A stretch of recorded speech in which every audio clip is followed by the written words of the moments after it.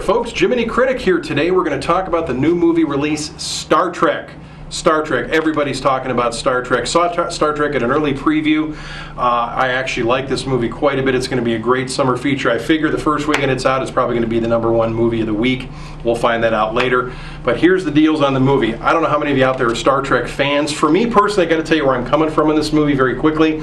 I know that I saw the first 3 years of the Star Trek television program from the 66 to 69, you know, William Shatner, Leonard Nimoy, all the characters.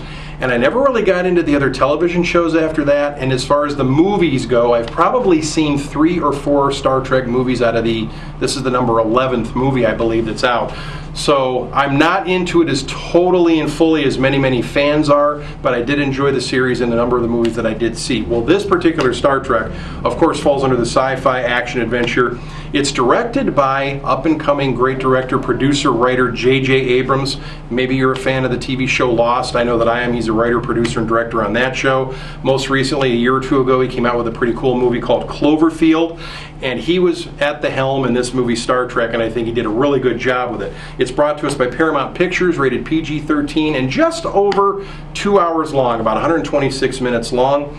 I'm not going to go through all the list of the characters, the names of the people that are in this movie, because most of them are going to be pretty new to most of you that watch movies and shows as far as these characters, and here's why. I kind of look at this Star Trek movie that's coming out as, I guess, kind of a prequel, so to speak. For me it was anyway, when I watched the movie, as to who these characters are, how they started out, how they got it in, you know, into the Enterprise and into Starfleet and all these different things, how it all began and happened. And isn't that an interesting trend in movies recently? How many movies have we seen in the last couple of years that are kind of now filling in the backstory of some of our favorite book and comic book and movie characters?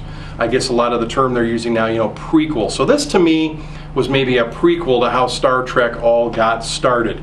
And what a beginning it was. For me, this was an action-filled, fun ride through the universe on the USS Enterprise.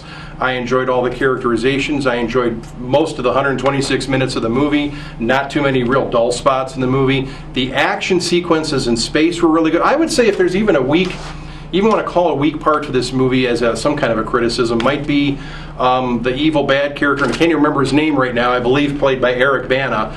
If there's a weak part of the movie, it might just be him and how his character came off in the movie, but don't let that ruin it for you. This movie is a lot of fun, it's got a lot of energy, and I really think you're going to enjoy the new movie, Star Trek, directed by J.J. Abrams. Beam me up, Mike.